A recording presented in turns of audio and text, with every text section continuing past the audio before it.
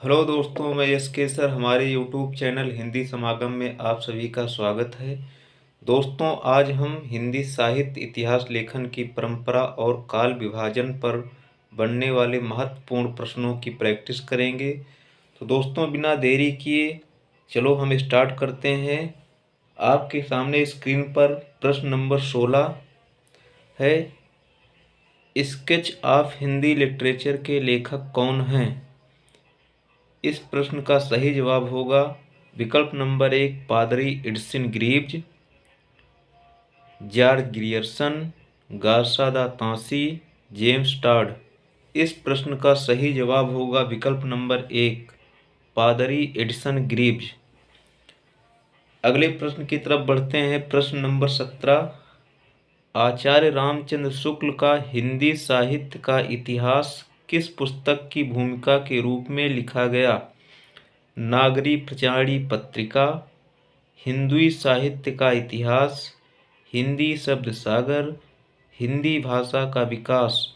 तो हिंदी साहित्य का इतिहास किस पुस्तक की भूमिका के रूप में लिखा गया? इस प्रश्न का सही जवाब होगा विकल्प नंबर 3 हिंदी शब्द सागर।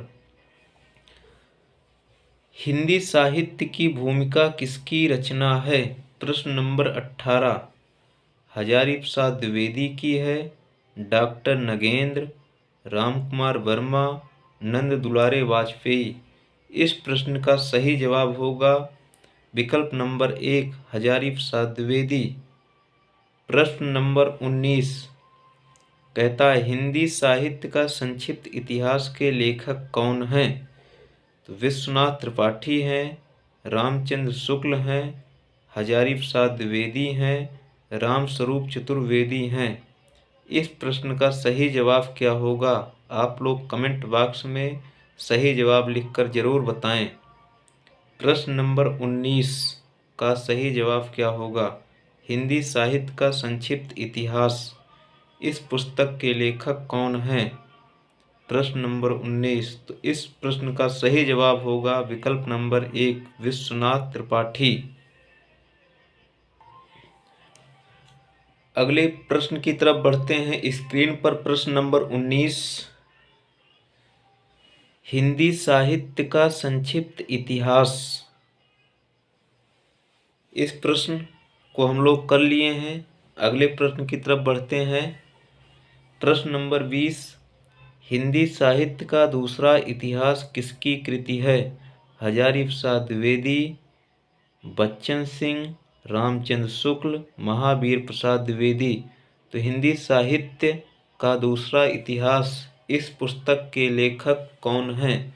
इस प्रश्न का सही जवाब होगा विकल्प नंबर 2 बच्चन सिंह।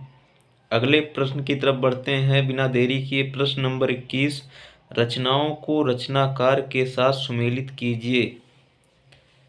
हिंदी साहित्य का अतीत, हिंदी काव्यधारा, हिंदी साहित्य की कहानी, आधुनिक साहित्य। तो हिंदी साहित्य का अतीत के रचनाकार कौन हैं? कमेंट बॉक्स में आप लोग जरूर बताएं लिखकर। हिंदी साहित्य का अतीत, हिंदी साहित्य का अतीत तो विश्वनाथ प्रसाद मिश्र। हिंदी काव्यधारा राहुल सांकृत्यायन। हिंदी साहित्य की कहानी प्रभाकर माचवे। आधुनिक साहित्य नंद दुलारे वाजपेयी। अतः विकल्प नंबर 3 सही जवाब होगा। अगले प्रश्न की तरफ बढ़ते हैं। प्रश्न नंबर 22। प्रश्न नंबर 22 कहता है हिंदी साहित्य के इतिहास लेखकों में काल क्रमानुसार कवियों का वर्गीकरण सर्वप्रथम किसने किया? प्रश्न नंबर 22 का सही जवाब क्या होगा? विकल्प नंबर 1 जॉर्ज ग्रियर्सन, गार्सा दा तांसी, शिव सिंह सेंगर, आचार्य रामचंद्र शुक्ल। प्रश्न नंबर 22 का सही जवाब होगा विकल्प नंबर 1 जॉर्ज ग्रियर्सन। अगले प्रश्न की तरफ बढ़ते हैं। प्रश्न नंबर 23, आचार्य रामचंद्र शुक्ल ने हिंदी साहित्य का इतिहास के अंतर्गत शिव सिंह सेंगर एवं ग्रियर्सन के इतिहास ग्रंथों के लिए किस शब्द का प्रयोग किया है? वार्ता संग्रह, इतिहास संग्रह, वृत्त संग्रह या कवि संग्रह? इस प्रश्न का सही जवाब होगा विकल्प नंबर 3 वृत्त संग्रह। अगला प्रश्न नंबर 24 आपके सामने स्क्रीन पर है। कहता है हिंदी का संत काव्य पूर्ववर्ती सिद्धों एवं नाथपंथियों के साहित्य का सहज विकसित रूप किस विद्वान ने माना है? आचार्य रामचंद्र शुक्ल ने, आचार्य नंद दुलारे वाजपेयी ने, ग्रियर्सन ने या हजारी प्रसाद द्विवेदी ने? इस प्रश्न का सही जवाब होगा विकल्प नंबर 4 हजारी प्रसाद द्विवेदी ने। अगले प्रश्न की तरफ बढ़ते हैं। प्रश्न नंबर 25, हजारी प्रसाद द्विवेदी को हिंदी साहित्य के प्रथम उत्थान को आदिकाल नाम देने की प्रेरणा किससे प्राप्त हुई? आचार्य रामचंद्र शुक्ल से, ग्रियर्सन से, मिश्र बंधुओं से या स्वयं से? प्रश्न नंबर 25 का सही जवाब क्या होगा? आप लोग कमेंट बॉक्स में उत्तर लिखकर जरूर बताएं। प्रश्न नंबर 25 का सही जवाब होगा विकल्प नंबर 3 मिश्र बंधुओं से। अगले प्रश्न की तरफ बढ़ते हैं। प्रश्न नंबर 26, आचार्य रामचंद्र शुक्ल के इतिहास ग्रंथों में सर्वाधिक विवादास्पद कालखंड कौन सा रहा है? भक्ति काल रहा है, गद्य काल, आदिकाल, रीतकाल? प्रश्न नंबर 26 का सही जवाब क्या होगा? आप लोग कमेंट बॉक्स में उत्तर लिखकर जरूर बताएं। प्रश्न नंबर 26, इस प्रश्न का सही जवाब होगा विकल्प नंबर 3 आदिकाल सबसे विवादास्पद कालखंड रहा है। अगले प्रश्न की तरफ बढ़ते हैं। प्रश्न नंबर 27, रामकुमार वर्मा ने अपने आलोचनात्मक इतिहास में किस कालखंड तक का विवेचन प्रस्तुत किया है? तो विकल्प आपके सामने स्क्रीन पर हैं। विकल्प नंबर 1, प्रश्न नंबर 27 का विकल्प नंबर 1 कहता है आदिकाल, भक्तिकाल, रीतिकाल, गद्यकाल। प्रश्न नंबर 27 का सही जवाब होगा विकल्प नंबर 2 भक्तिकाल। अगले प्रश्न की तरफ बढ़ते हैं। प्रश्न नंबर 28, प्रश्न नंबर 28 कहता है एशियाटिक सोसाइटी ऑफ बंगाल पत्रिका के विशेषांक के रूप में किस ग्रंथ की रचना हुई थी? हिंदी साहित्य का इतिहास, Mishrabandhu Vinod, the modern vernacular literature of Hindustan या तांसी का इतिहास? प्रश्न नंबर 28 का सही जवाब क्या होगा? इस प्रश्न का सही जवाब विकल्प number 3 the modern vernacular literature of Hindustan. अगले प्रश्न की तरफ बढ़ते हैं। बिना देरी किए फटाफट प्रश्नों को हल करते हैं। प्रश्न नंबर 29 उत्तर अपभ्रंश को पुरानी हिंदी की संज्ञा किसने दी है? चंद्रधर शर्मा गुलेरी ने, भोला शंकर व्यास ने, रामचंद्र शुक्ल ने, भोलानाथ तिवारी ने?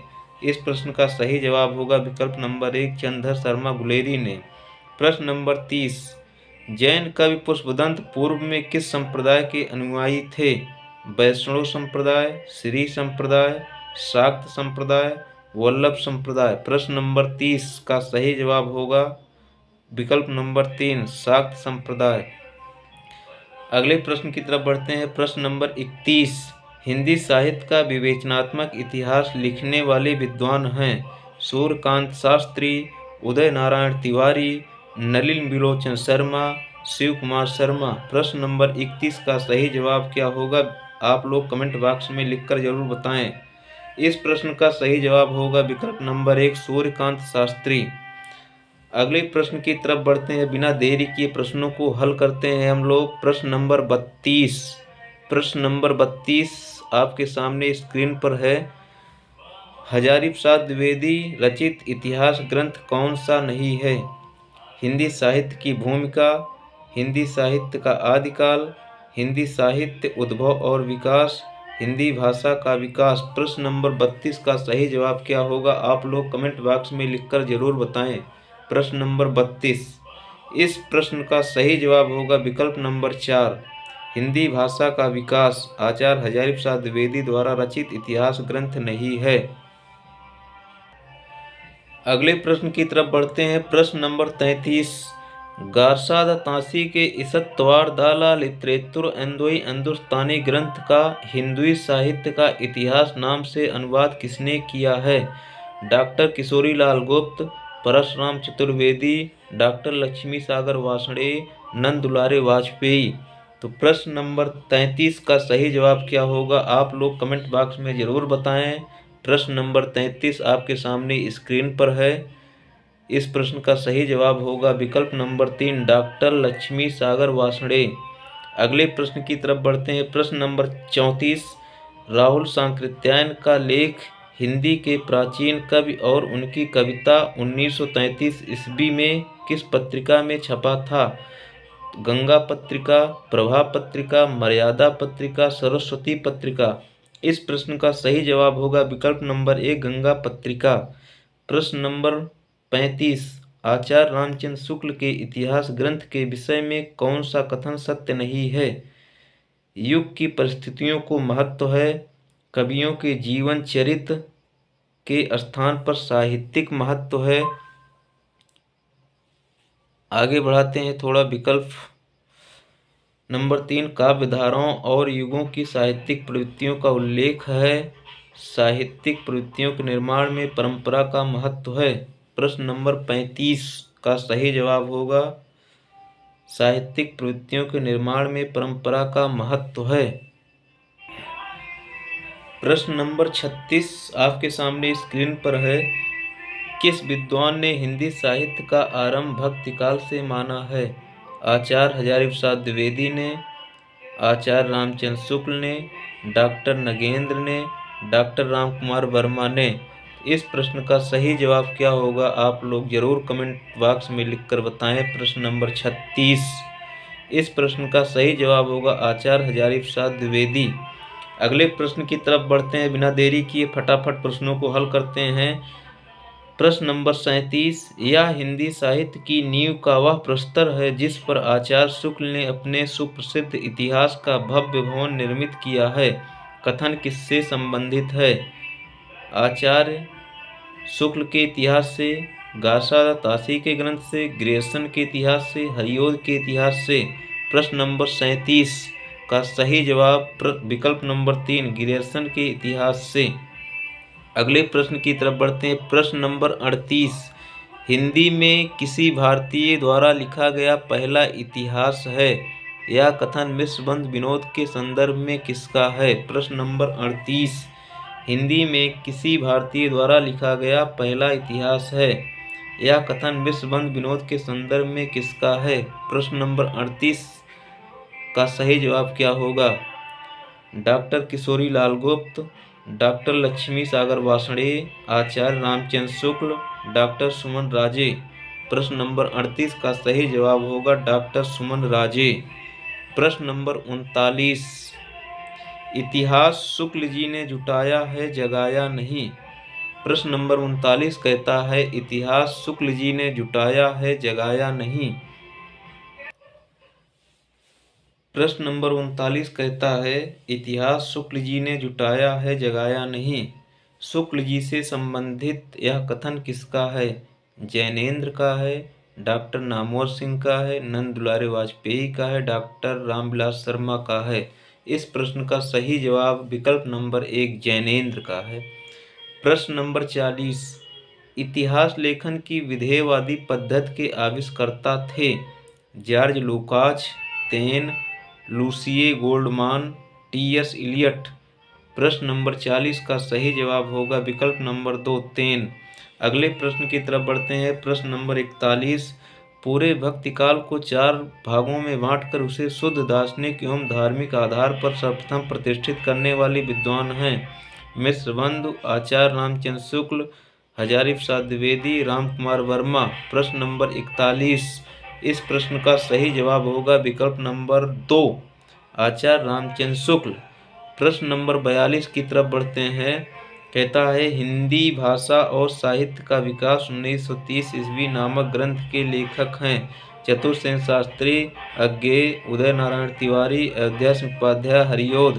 प्रश्न नंबर 42 का सही जवाब क्या होगा? आप लोग विकल्प बताएं कौन सा सही है।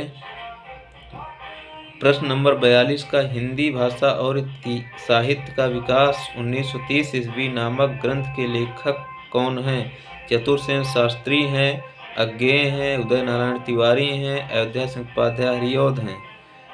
तो इस प्रश्न का सही जवाब होगा विकल्प नंबर 2 अज्ञेय।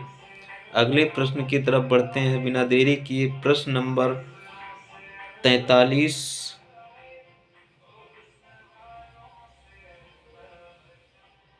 इतिहास लेखन एवं विश्लेषण के प्रति पारंपरिक भारतीय दृष्टिकोण कैसा रहा है?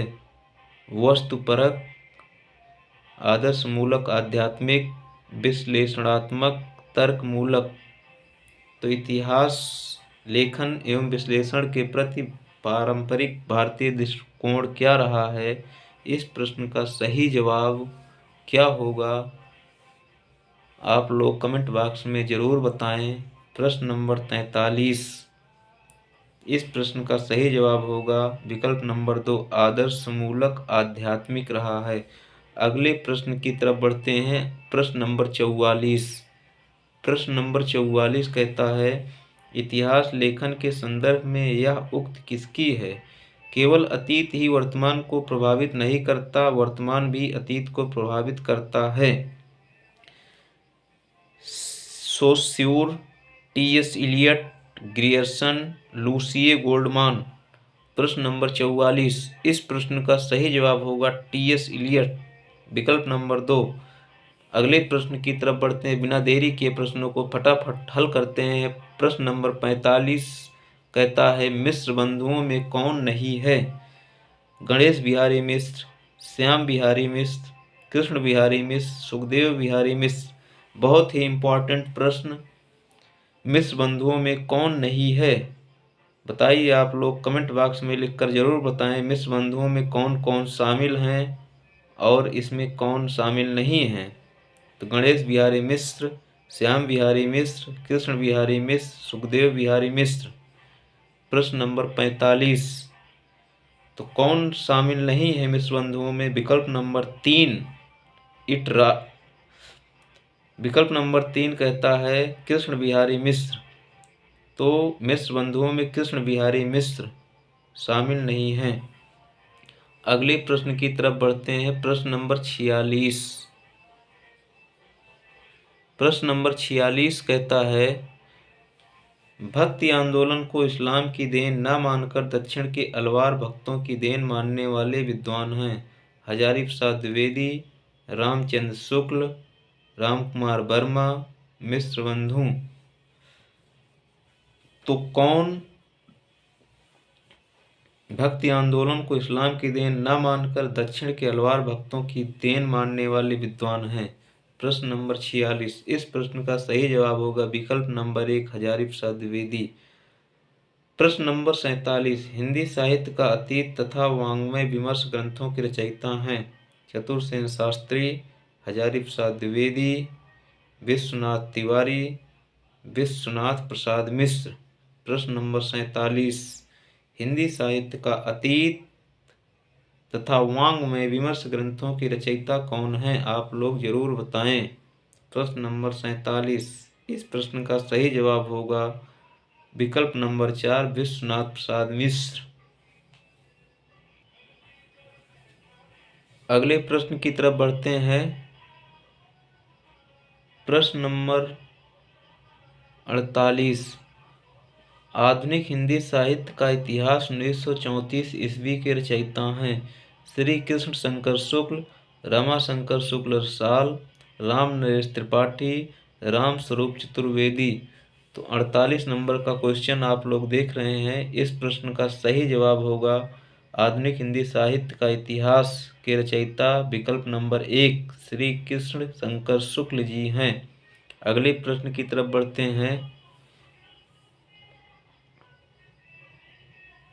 प्रश्न नंबर 49, नागरी प्रचारी सभा से प्रकाशित बृहद हिंदी साहित्य का इतिहास कितने खंडों में प्रकाशित है?